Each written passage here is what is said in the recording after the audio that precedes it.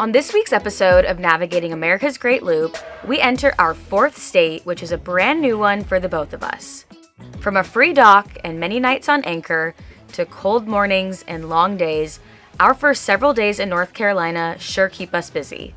We hope that by documenting this adventure, we'll inspire those of you who are on the fence about the loop, but also show you the realities that come with boat life. There are good and bad days, but we think the good outweigh all the bad.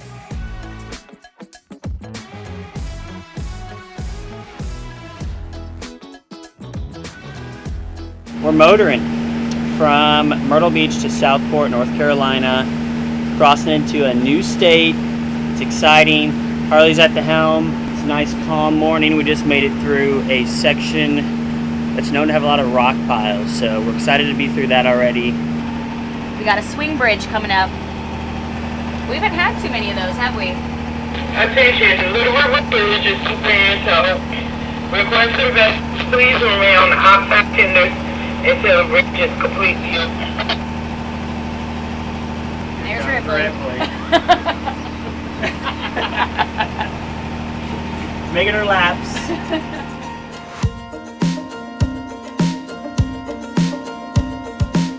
Where are we?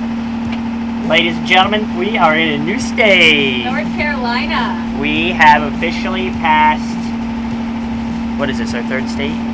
This is our fourth state, and Evan and I, neither of us have ever been to North Carolina. New state on the list. Yeah, our 28th state together.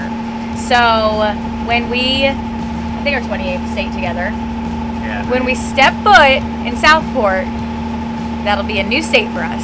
Here's the South Carolina, North Carolina border. Yep. We're past it. Exciting. We left at 8 o'clock.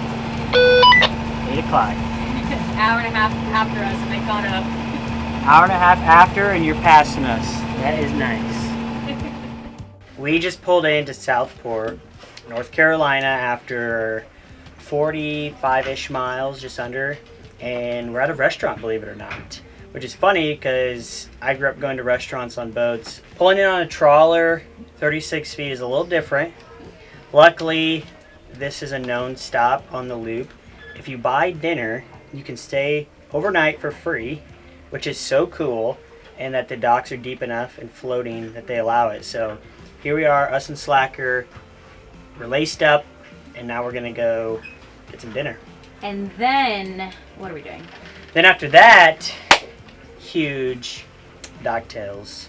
There's a guy in Southport that tracks all the loopers and invites them to his porch for Docktails. Everybody told us about Robert and Kay Creech in Southport, and we were probably not here for 15 minutes before we got a message from them, which we felt so honored. It was so exciting. So we're gonna go to Docktails at 5 o'clock at their house.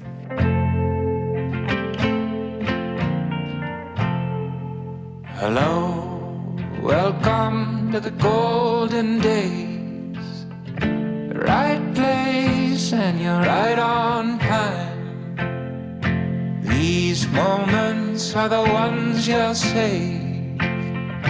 Hold on to for the rest of your life. Well, we just left Provision Company, and I'm glad I didn't film it because there were a few choice words being used. Woo-wee! Docking can be great and it can suck. And we're smiling now, but we were not about 20 minutes ago.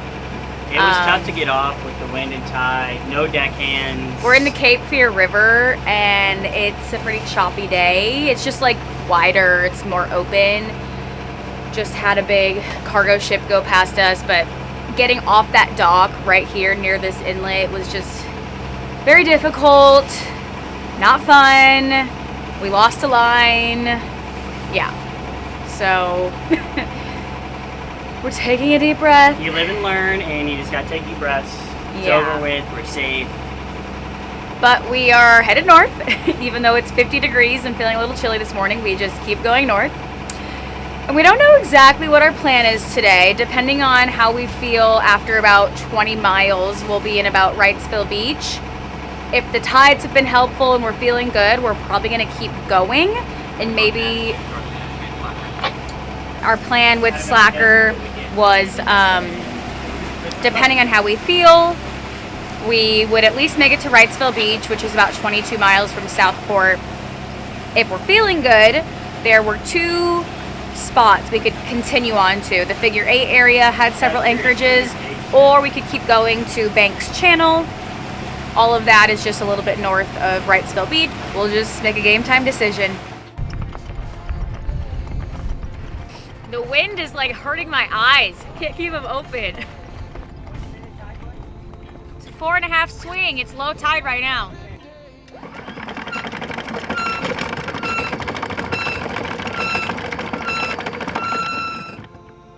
think I lost track. I think that's 50. That's 50. Made it, good job. We have no idea how much chain's out. No, I'm fairly positive that yellow. That yellow is 75.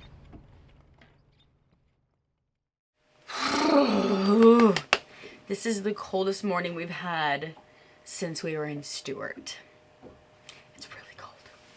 It is 5:50 in the morning, and that is because we have a long day ahead of us. First of all, it's going to be about a 9-hour day. Second of all, we have to hit this first bridge right at 7 a.m. That's the first bridge opening, and I'm pretty sure it's at the top of the hour all day long. So if we miss it at 7, then we'd have to wait until 8. And the reason we're doing a long day today is because the Onslow Bridge, there's something going on with construction, and on the weekdays it only opens between noon and 1. Today's Sunday. We want to hit it today.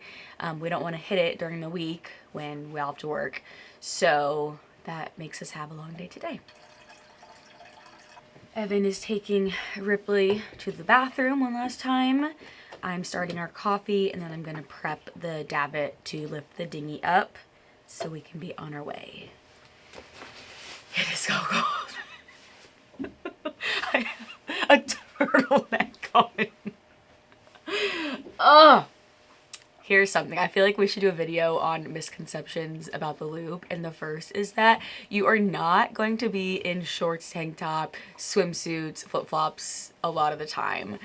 Certainly we are ahead of the crowd a little bit, but a lot of them have caught up to us, and it's just chilly. Yeah. It's so cold. Okay, I gotta get this stuff prepped. We're still waking up. Nice and slow. Ripley, you had zoomies this morning, Dad said. Yep, got up early, took her in to go pee and poop. She ran around, got energy out, and then she came back and laid right back down.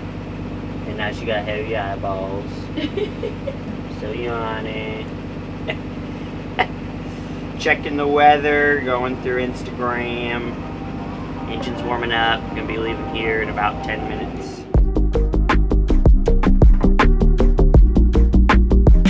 Underway right at 6:15, 30 minutes before sunrise. We've gone and through. We had 4 boats leave the anchorage with us, so we were all in a line. We were, and we've gone through 2 bridges. Give us the stats. How far in are we?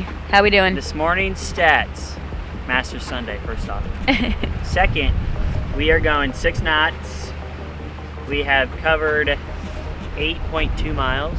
Hey, hey. And it's been an hour and 32 minutes. So, a lot better today than yesterday. We just had a recent upgrade.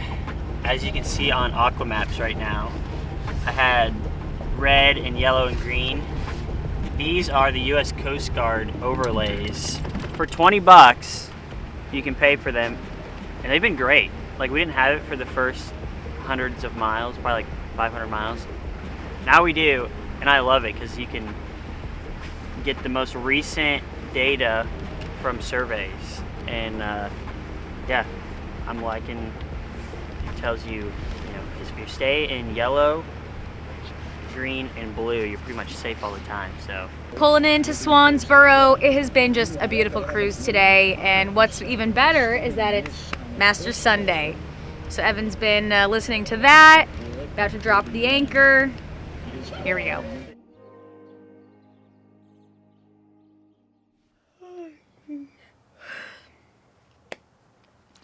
It is another early morning, And it's funny because pretty sure that's the exact same time that I showed you yesterday. We anchored in Swansboro last night. Great anchorage.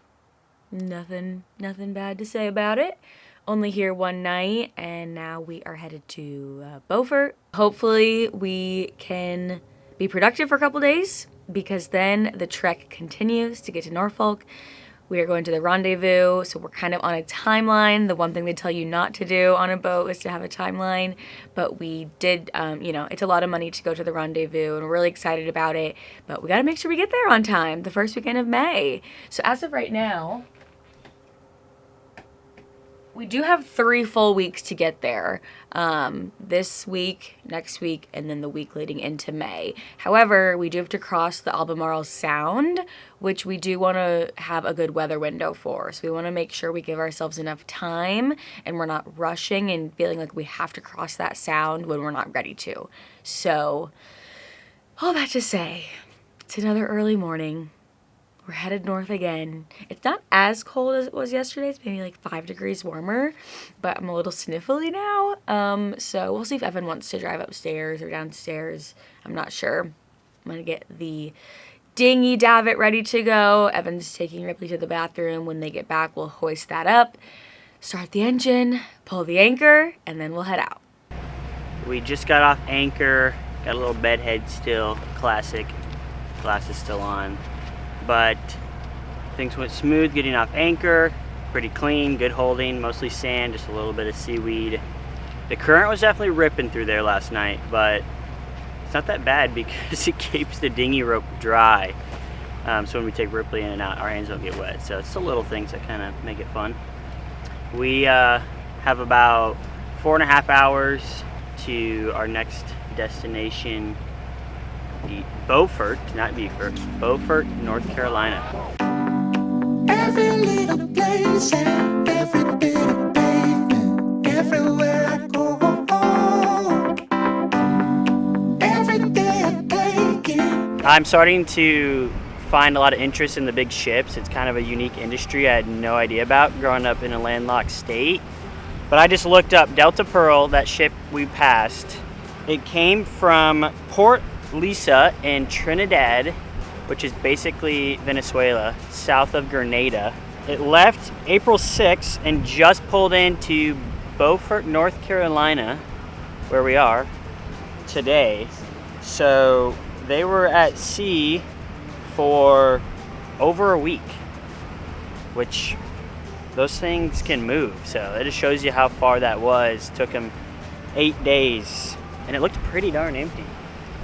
So it dropped off some sort of load and didn't bring anything back, but pretty unique. We made it here to Beaufort Docks in Beaufort, North Carolina, and sometimes I forget to film us coming in, and sometimes I just choose not to because it could be a little dicey. And I'm upset that I didn't today because Evan rocked it, and the dock hands here, they had 3 of them waiting for us. They backed us into the slips. That way they said it would be easier for us to get out. Just already got to a great start. So got to go into the office, get all of our codes, and then settle down because it was an early morning and a long one at that. We were pretty happy to have a marina reservation for the next 2 days while we waited out the wind because it definitely picked up. Little did we know that we'd also need those 2 days to recharge before heading into some of our most open water yet, which turned out to be much sportier than we even knew possible in that area. Stay tuned until the end for a sneak peek of that video coming next week, but first we of course have to say thank you to our newest Captain Circle members over on Patreon. Thank you to Chris and Carol Coyle and Chris Giblin for your support that most certainly keeps us going. Make sure you subscribe because you are not going to want to miss next week's video. We'll see you then. Love you. Bye. We are leaving Beaufort. Smooth as butter. Because the wind has definitely picked up a bit. Yeah, there's no cleats. Ooh, whoa. I'm hitting him right on, and he just takes me breaths.